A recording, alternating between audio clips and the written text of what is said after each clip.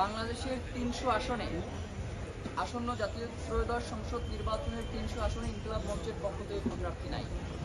আমাদের অবস্থান খুবই স্পষ্ট। আমরা জনগণকে দেখবেন যে আমরা ৩০০ আসনে ক্যাম্পেইন করতেছি। এই ক্যাম্পেইনে আমাদের বার্তা খুব সুস্পষ্ট। আমরা বলেছি যে আপনারা ইনসাফ এবং আজাদির পক্ষে ভোট দিবেন। সেখানে আপনার আসনে যোগ্য প্রার্থী বিএনপিরও হতে পারে, জামাতেরও হতে পারে, অথবা অন্য কোনো রাজনৈতিক দলেরও হতে পারে।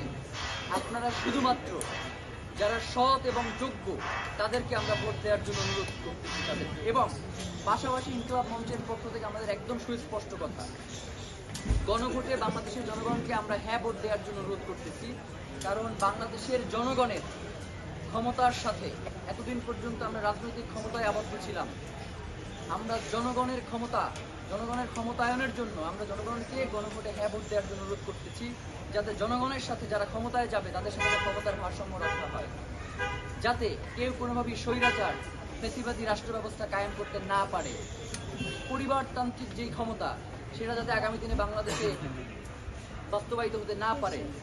বিচার ব্যবস্থা যাতে আর কোনোভাবেই কোনো রাজনৈতিক দল প্রেশার ক্রিয়েট করে এটাকে ভিন্ন খাতে প্রবাহিত করতে না পারে, এমন অসংখ্য বাংলাদেশপন্থী, বাংলাদেশের স্বাধীনতা সার্বভৌমত্বের সাথে জড়িত বিভিন্ন বিষয়ে এই গণভোটটা অনুষ্ঠিত হচ্ছে। যার কারণে যেহেতু এখানে বাংলাদেশের স্বাধীনতা সার্বভৌমত্বের স্বার্থ জড়িত, আমরা সেজন্য বাংলাদেশের জনগণকে গণভোটে হ্যাঁ দেওয়ার জন্য আহ্বান জানাই। জি।